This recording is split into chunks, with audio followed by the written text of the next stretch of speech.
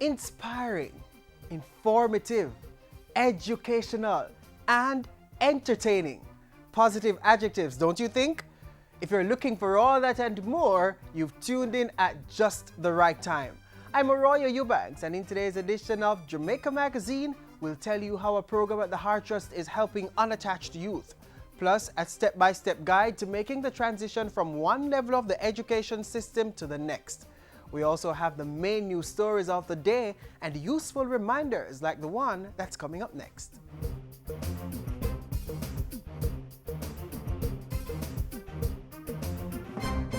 Yes, the heat is on. And as we continue to deal with the sweltering heat and dry conditions, parents, it's important to keep your kids hydrated. Give them lots of water, lots of fluids if you can. Do some fun things. If you can either make some syrup with lime, lemonade, and freeze it. You can put popsicle sticks in there, and you have your children do it. And that can be a fun activity for them to do. And it's something that will keep them hydrated also.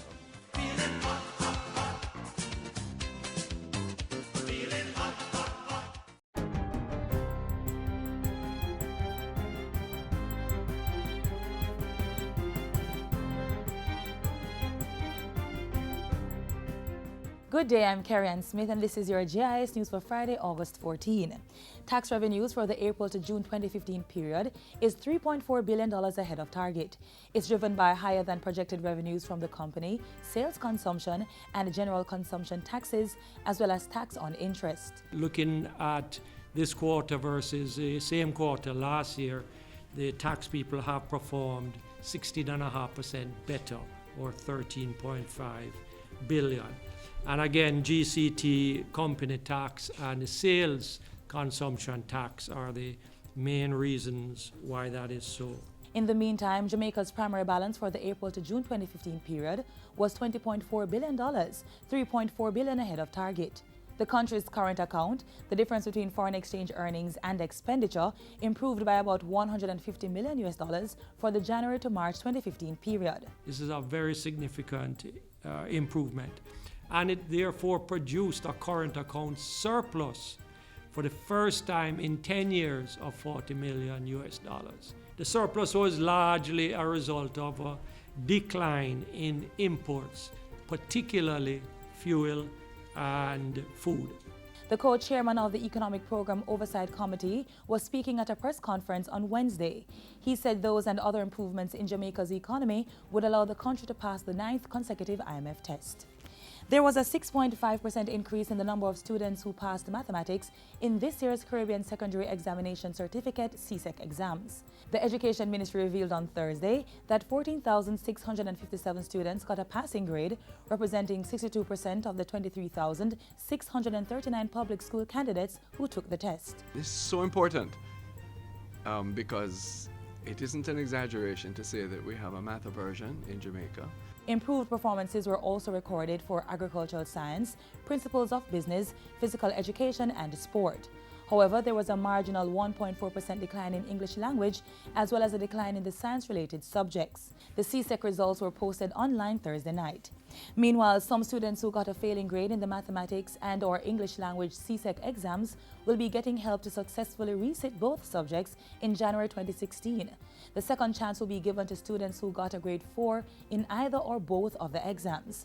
The portfolio minister says additional classes will be provided to help them prepare. We want to do this during the first term of this coming academic year, with a view for them taking an examination in January, because we feel they're on the cusp and we shouldn't let them be remaining there. We've never done it before. But again, it's part of the zeal that everyone must get the chance to perfect their educational opportunities as far as they are able. The Education Ministry will set up at least one center in each parish where 3 or 4 established teachers and members of the National Literacy and Mathematics teams will conduct the classes. Students will also be paid a stipend to attend the classes. Recommendations to guide the development of regulations for the cannabis industry will be completed by September. This update comes 4 months after amendments to the Dangerous Drugs Act took effect, paving the way for a legal marijuana industry in Jamaica. The work to develop the industry is being guided by the Cannabis Advisory Business Council and the Cannabis Licensing Authority. They have engaged the support of consultants from Botech Analysis, who are here in Jamaica conducting research and meeting with stakeholders in an effort to develop recommendations on the key components of the country's regulatory framework for this new industry. A national land titling program has been launched to deliver approximately 45,000 titles that are at various stages of completion. This program will bring together all the government agencies and stakeholders who are involved in the process of producing titles for land and homeowners across Jamaica. At the launch, 63 residents of Tower Hill, Seaward Pen and Seaview Gardens were presented with their certificates of possession. Prime Minister Simpson Miller had a word of advice for the new title holders. Let your registered title, let it work for you. We have placed the power in your hands to build your lives, build your communities, and by extension, to build our country. And finally, local farmers and exporters are set to benefit from new export opportunities in the United States. A team of U.S. buyers has been in the island meeting with farmers and exporters participating in the Agricultural Competitiveness Program. We have met with buyers in Miami, New York, and Philadelphia and identified a list of targeted crops that we have validated. In addition, we have been in dialogue with some of the buyers in terms of trialing new varieties of produce that are of interest to them and represent export opportunities for us. The trade mission is being facilitated by the Agriculture Ministry and the Inter-American Institute for Cooperation on Agriculture, IECA. And that's it for GIS News today. I'm Carrie Ann Smith. Thanks for watching.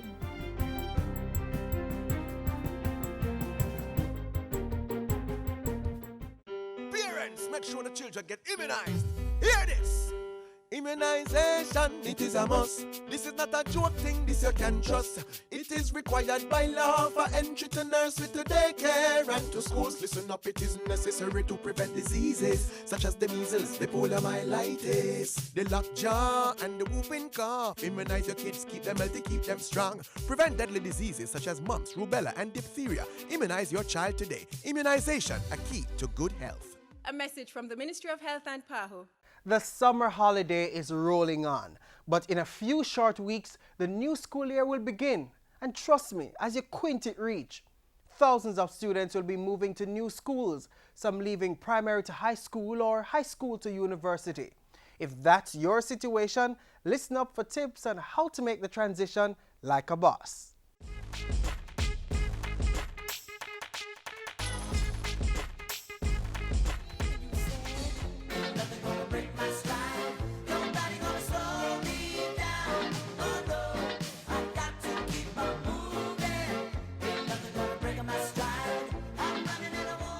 Making the transition from one place of learning to the next should be as easy as me walking on this pedestrian crossing from Jesse Paul Primary to Clancarty High School. However, that's not often the case. And so in today's School Zone, we explore this issue of transitioning. So you've graduated, whether from primary, high, tertiary or a vocational institution, and now you're ready to take on the challenge and excitement of aiming for the next level. Our friends over at Mona Heights Primary have a few ideas about how you can do that.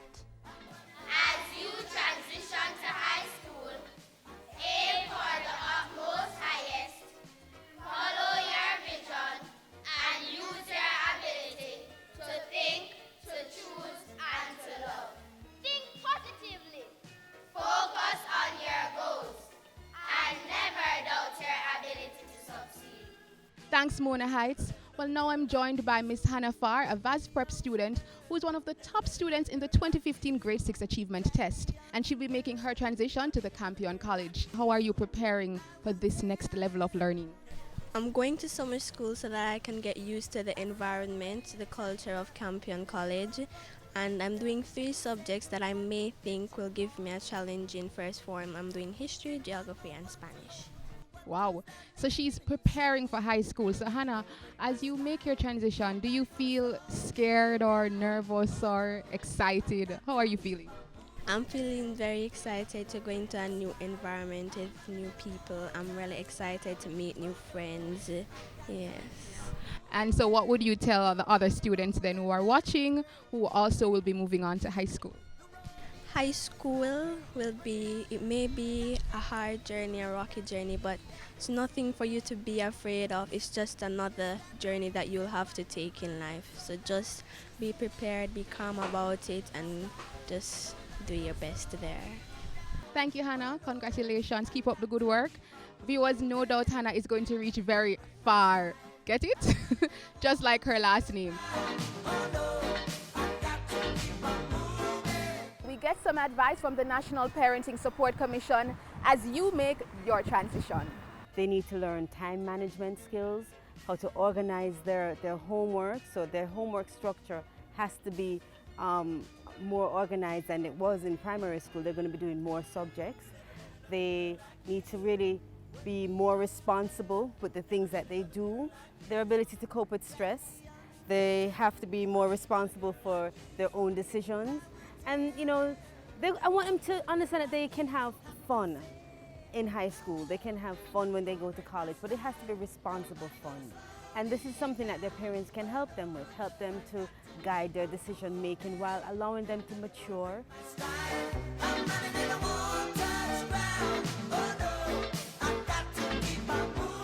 Now imagine if you're an adult and you had to go back and get your high school diploma.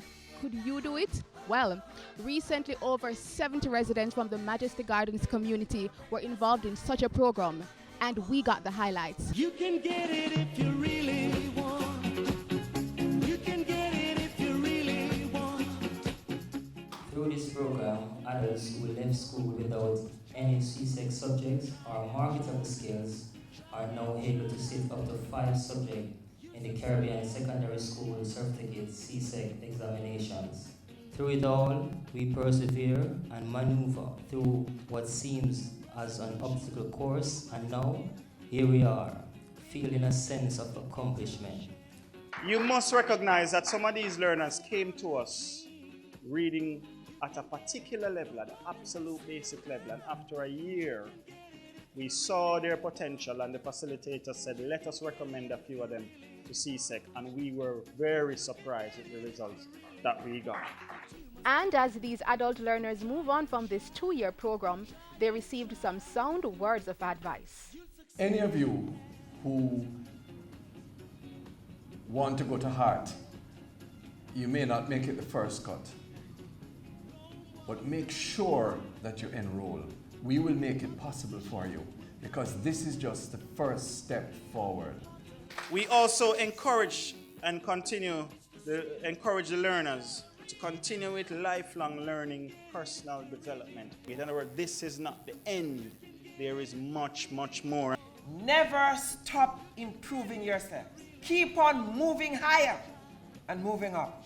We are on a mission to change the lives of the people of Southwestern St. Andrew. And you are changing lives in Majesty Gardens.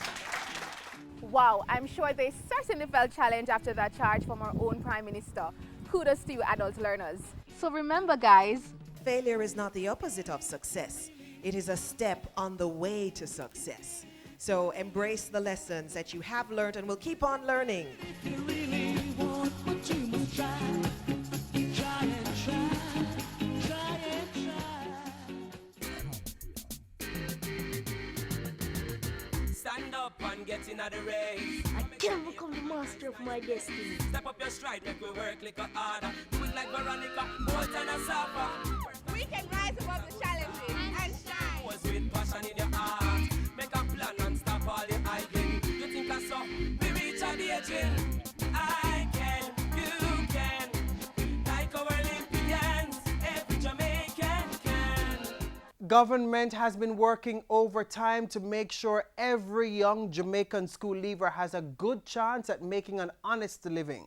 For those who leave high school without qualifications, there's a program at the Hartress NTA where they can learn skills to help them become productive citizens. I was unemployed. I was not working. I was home. I was unemployed at home, not doing anything, just home not doing anything.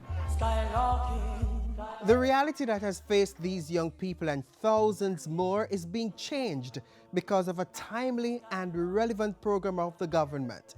It's one designed to create fully skilled young professionals, and it's being dubbed the Heart Trust Unattached Youth Program.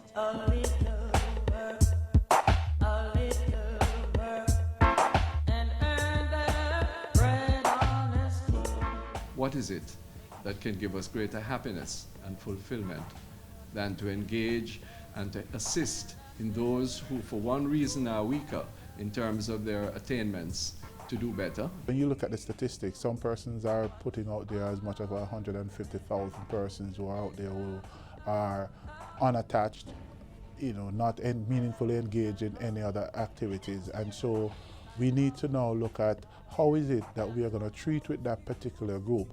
Of course, we don't have the requisite resources to treat with all 150,000 in any one year. However, the minister has asked that we make a meaningful intervention in treating with those persons from that particular grouping. We must make Jamaica attractive to investors, local and foreign, on the basis of having the most trained workforce, appropriately trained and attitudinally competent. And so we have put together a program to treat with the underserved youth and to see how we can best impact at least 15,000, as the minister indicated. Yes, the Education Minister has mandated Jamaica's national training agency, the Heart Trust NTA, to intensify its focus on the E in the agency's acronym, representing employment.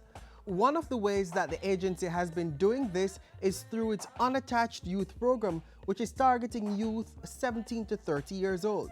The program is now in its pilot phase, operating in northeast Manchester, western St. Andrew, and the community of Seaview Gardens. The program model is in three forms. First of all, some persons will be on the apprenticeship program that we have. Some persons will be on pre-tech program depending on our assessment as to their readiness to take on the curriculum here at Heart Trust NTA. And some persons will be put on a full NVQJ path where they're on a training program that will lead to the full NVQJ certification, either within our institutions or existing community centers. So even if you do not have any CXCs, Heart has something for you. You could be placed in the pre-tech program, learning basic mathematics and English to get qualified for the next level.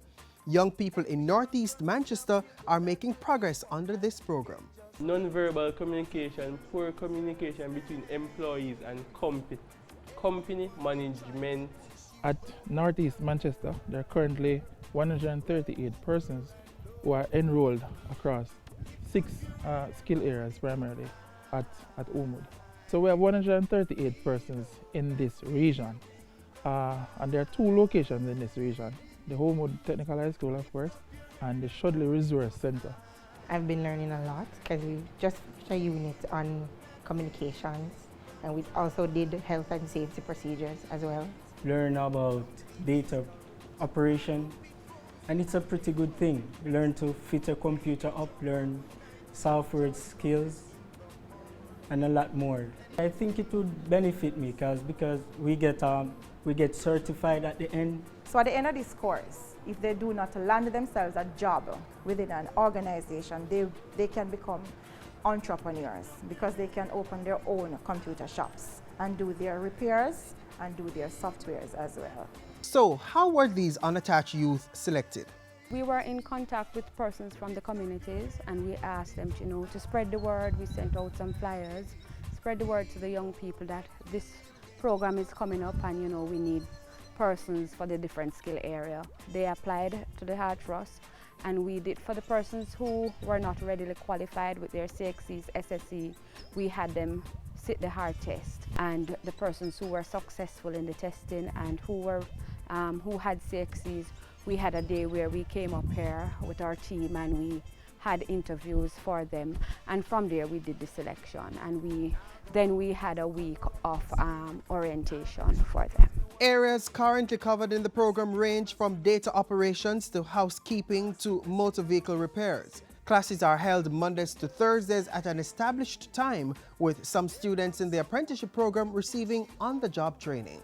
As a bonus, students receive a small stipend of $500 daily or $2,000 a week for the duration of their program just to attend classes. More important, at the end, you get internationally recognized certification from the Heart Trust NTA.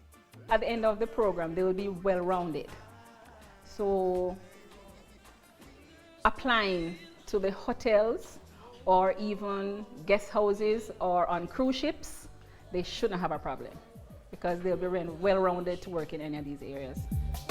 Your shoulders. Youth with disabilities are also included, as one of the action plans is to offer information and communication technology ICT training to them. What we're going to do as we roll the program out further is to make sure that persons with disability are not disenfranchised and that we begin to create an environment that will allow persons with disability to be meaningfully engaged. So for now, the pilot is only in 3 areas. But once that's completed, the program will be rolled out in all constituencies island-wide. Wherever you have the greater concentration of unattached or underserved, that's the area in which we would want to put our intervention. And we are hoping that at the end of the day, for all persons that we have engaged, we can place them in jobs. Or for the persons who are so inclined, that we can give them a startup kit to start their own business. It's going to benefit me because I will be receiving a level 2 certificate from Heart Trust. So that will help me in the process of getting a job in a data operations company. It has been good. I mean, I wasn't doing anything and now I'm doing something with the hopes of doing better in the future. So any form of upliftment from one stage to the other is always good. Ultimately, I'd like to get a job, then open my own business. When, not if, when I get my certificate, I'm going to go much further in life. I'm looking sky high. See, you got to work for the things life requires. Yes, you've got to work for the things you need.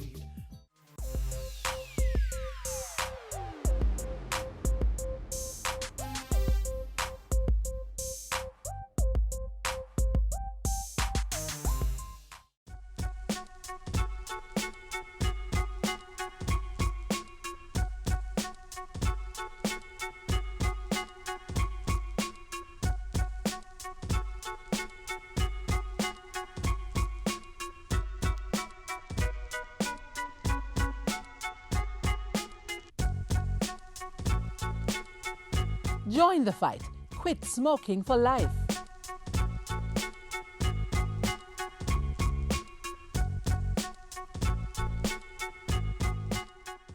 Switching gears now to a topic that bears repeating. Road safety begins with each of us, from the pedestrian or handcart man to the pedal cyclist and the motorist. We all must follow the rules of the road. Play your part, and I guarantee that our roadways will be much safer. Road fatalities occur way too often, and more often than not, they happen because of a failure to obey the rules of the road. Because of incorrect driving, road infringement, persons failing to apply the road code, approximately 57% of all road accidents and fatalities are caused by this incorrect driving. Speeding, reckless overtaking, drinking and driving, and the failure to obey traffic lights and stop signs are some of the most common road infractions that lead to collisions. But the law is clear. From established speed limits to guidelines on how to overtake, the regulations are spelled out. The speed limit for road users depends on whether the roads are in built-up areas, near schools or on highways. For school zones, it's 30 kilometers per hour, 50 kilometers in built-up areas, 70 kilometers per hour on main roads, 80 kilometers on minor highways, and 110 kilometers on Highway 2000. Drinking and driving do not go together. The presence of alcohol in a driver's system is likely to affect his or her ability to make sensible decisions or even respond quickly and appropriately. So if you drive, avoid drinking altogether. And as it regards overtaking, the rules are also clear. Overtake only if the unbroken white line is on your side of the road, and you should only overtake on the right side. In addition to following those basic rules, before you overtake, ask yourself these questions. Does it make sense? Is it safe? And is it legal? Because you see, a lot of times, even though the overtake may be legal, it doesn't make any sense. It's not necessary. So overtaking is one of the major causes of accidents. It exposes one to head-on collisions. It exposes one to crashes. So we really need to explore all the areas. Is it safe? Does it make sense? And is it legal? While there is generally free usage granted to all road users, there are some special considerations that need to be made in order to ensure the highest levels of safety. Drivers of motor vehicles and motorcycles need to be licensed. Driver's licenses are issued only after the applicants are tested and proven competent to handle a vehicle. The process begins with an application. You take 3 photographs signed by Justice of the Peace, a learner's license, examination fee receipt, and an application form filled out by yourself and the Justice of the Peace. Take it to the depot, arrange for appointment, and on an appointment date, you are required to do a written test and a yard test. If you are successful with the yard test, you are taken on the road to do a driving test. People who drive without a valid license are guilty of an offense and risk prosecution by the police. It's also imperative for drivers to ensure their vehicles are roadworthy. Periodic inspections are done to test their suitability for the road. We check for electrical components that they're all working, like headlights, brake lights, park lights, indicators. Mechanically, your front end must be sound, brakes must be in proper working condition. That's park brake and service brake. Tires are in good working order, not showing any form of defects.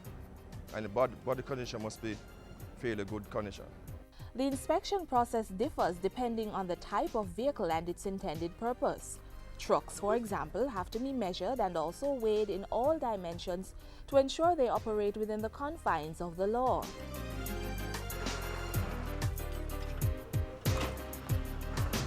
Pedestrians, drivers, and motorcyclists should all follow these general rules in order to minimize chaos while on our roadways. The authorities have been vigilant, and there are penalties for breaches. The police and the Island Traffic Authority do random inspections island-wide to identify those who fail to keep their vehicles roadworthy. What emerges as areas of defects are defective steering, defective brake, defective exhaust system, defective tires. Those 4 in particular seem to be very prominent.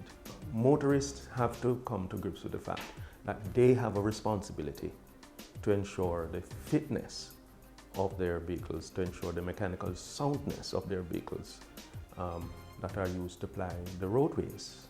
And this is entrenched in law. The law also spells out the consequences for those who disobey the rules of the road. Offenders could go to prison, pay huge fines, or lose points of their licenses. In whatever capacity you may happen to be using the road, there are certain things you pretty much need to do for your safety and for the safety of others.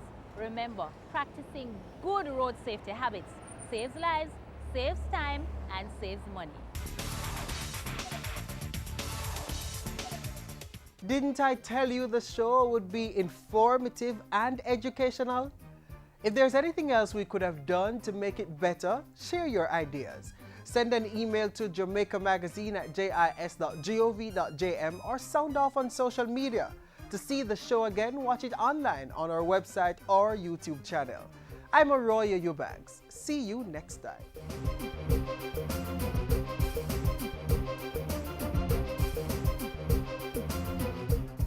This has been a production of the Jamaica Information Service, the voice of Jamaica.